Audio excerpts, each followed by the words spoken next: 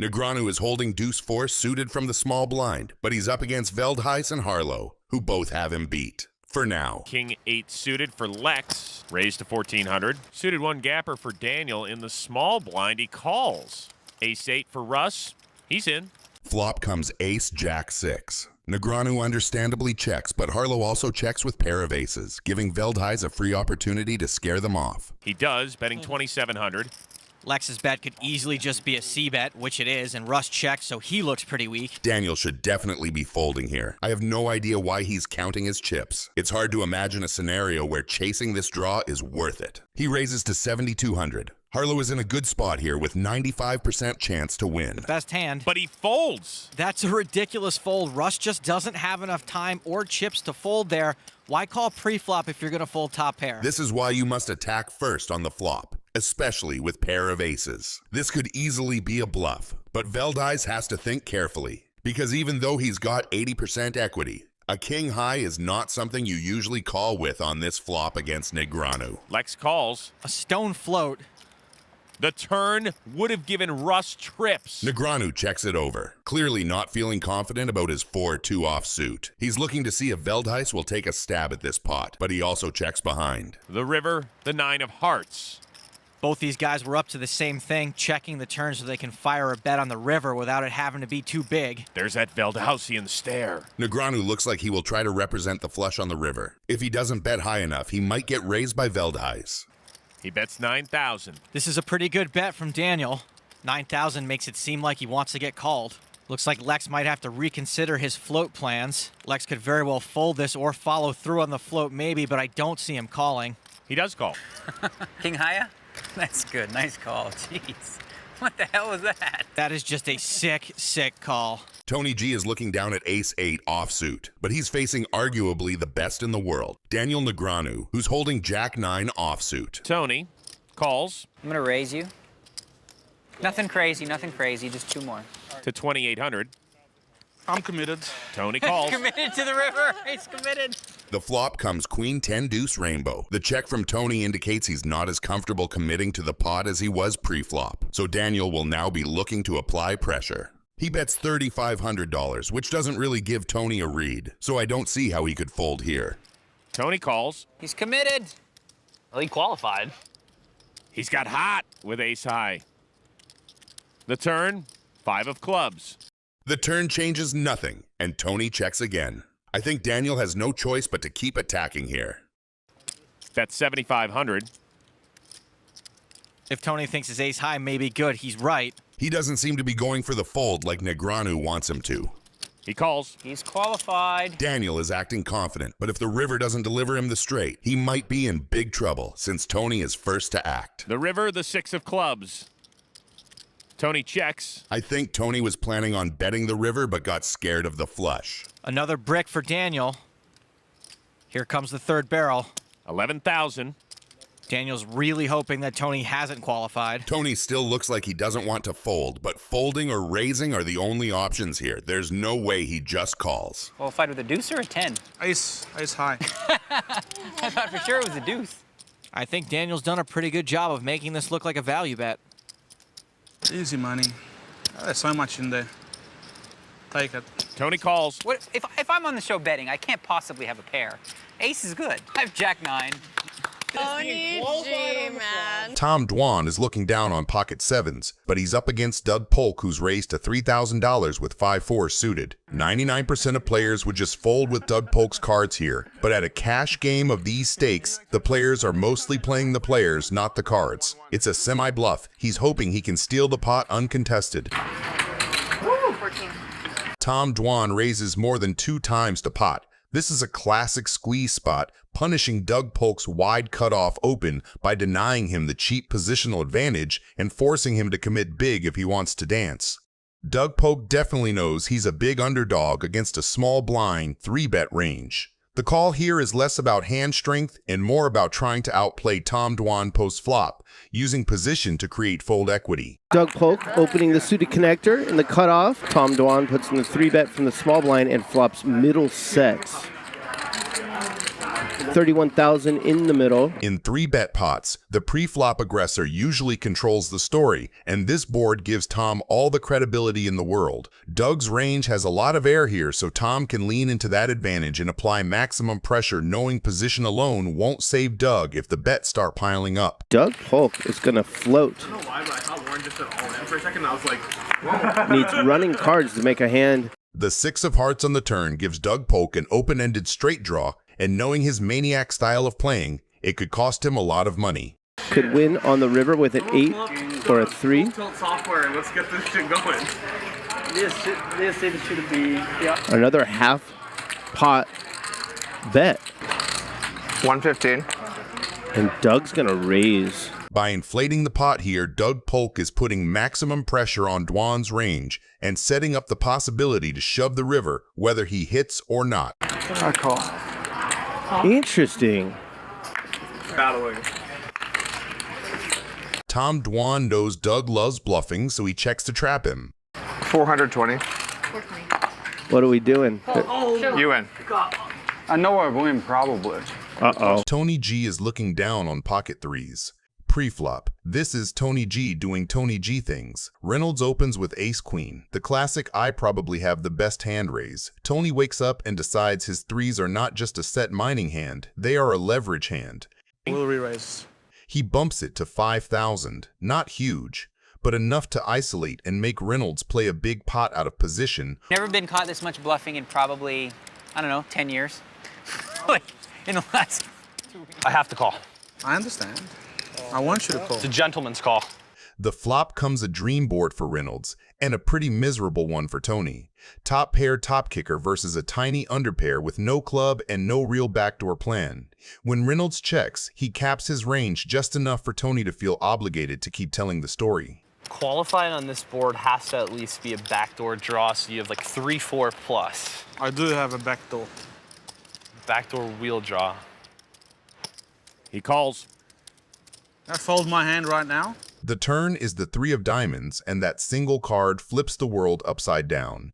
Tony goes from hopelessly behind to stone crushing with bottom set. Be wary. The pot is already chunky. Reynolds checks a second time, and Tony now has every incentive to shovel money in while the board still belongs to the top pair player. If you do call, I will check the river, don't worry.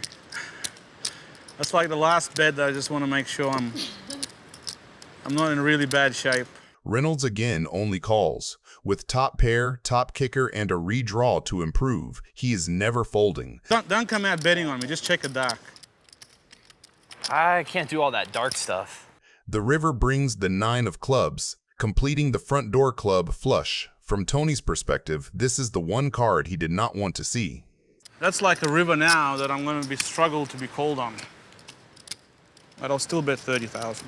When Reynolds checks a third time, Tony has a choice: shut it down and hope to win at showdown, or bet thin, trusting that Reynolds has a 1-pair hand too strong to fold, but not strong enough to raise. Spread the pot, please.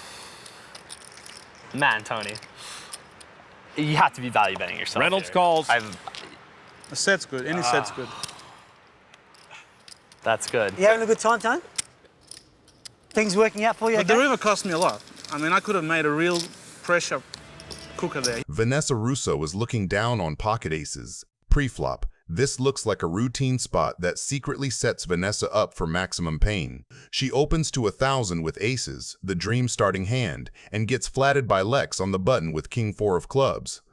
Suited king in position versus a single raise is completely standard for him. He is not trying to make a monster. He is trying to play pots and lean on people post-flop. What Vanessa sees is a competent pro calling wide on the button. What she does not see is that this exact hand shape is built to crack an overpair on a low-paired board. Right here? This is the weird No, that hand's the weird spot. The flop comes king 4-3. For ranges, this is a disaster for Vanessa and a celebration for Lex.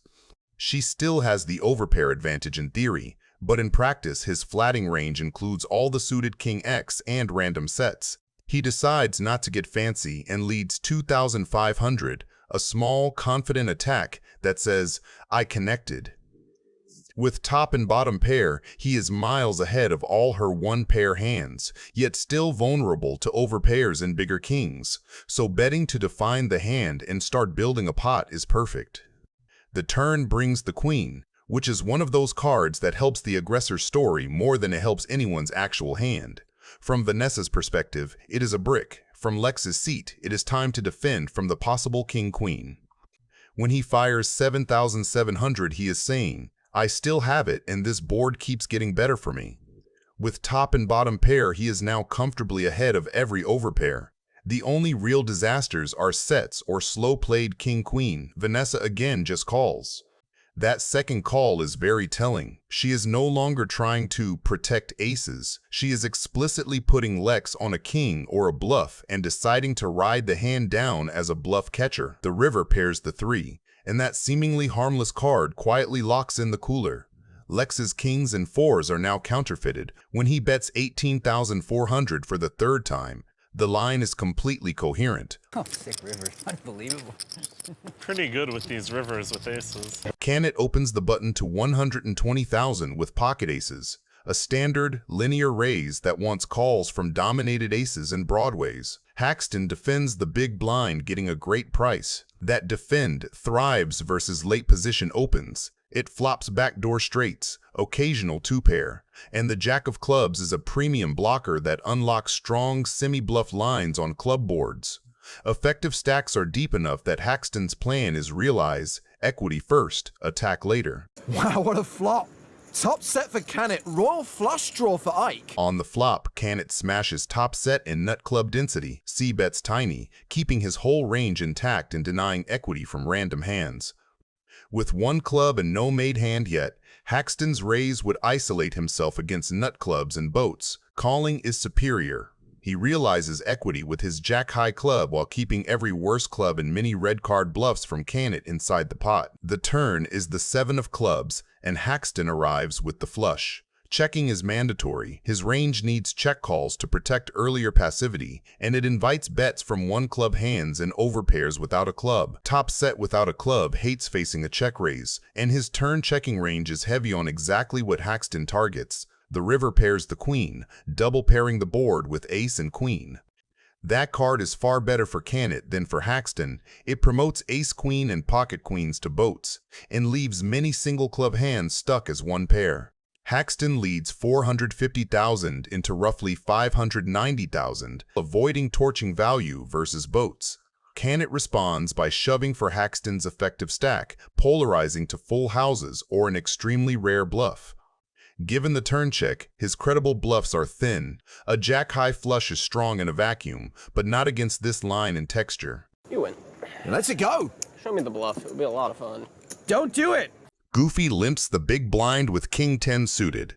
Limping protects his range, invites isolates from hands he dominates, and keeps the pot manageable out of position with a hand that plays cleanly post-flop. Nick Airball isolates to $1,200 from under the gun with queen 9 offsuit. The raise pressures the limp, seizes initiative, and expects to realize equity against a single caller. Goofy calls. Suited Broadway is too strong to fold, too thin to 3-bet out of position, and calling keeps Nick's range wide. Goofy checks. On an ace high, 2 diamond texture, Nick is supposed to continuation bet often, so checking lets that happen. Nick obliges for $700, a small, range-driven stab that folds air and taxes random backdoors while leaning on his perceived ace advantage. Goofy check raises to $1,700. King 10 of diamonds is a premium semi-bluff, gut shot to Broadway, the king high diamond draw, and even a royal flush. Raising clears out weak queens and 5s to 9s, charges worse draws, and starts a pot that can realize maximum value when diamonds or Broadway materialize. Nick calls with middle pair and position, keeping bluffs in and retaining control of the pot size. Bang! The third diamond lands and Goofy upgrades from a draw to the nuts. With his story perfectly coherent after the flop raise, he leads $2,000. Leading now Prince, worse diamonds pay, stubborn Queen X pays, and some Ace X talk themselves into continuing because the Jack is a counterfeit scare rather than a clean killer in their minds. Goofy goes for a small, irresistible value bet of $3,500. After check raise, lead, and a blank river, this size targets exactly what Nick shows up with most often. Makes the call. Royale. Royale with cheese. Royal.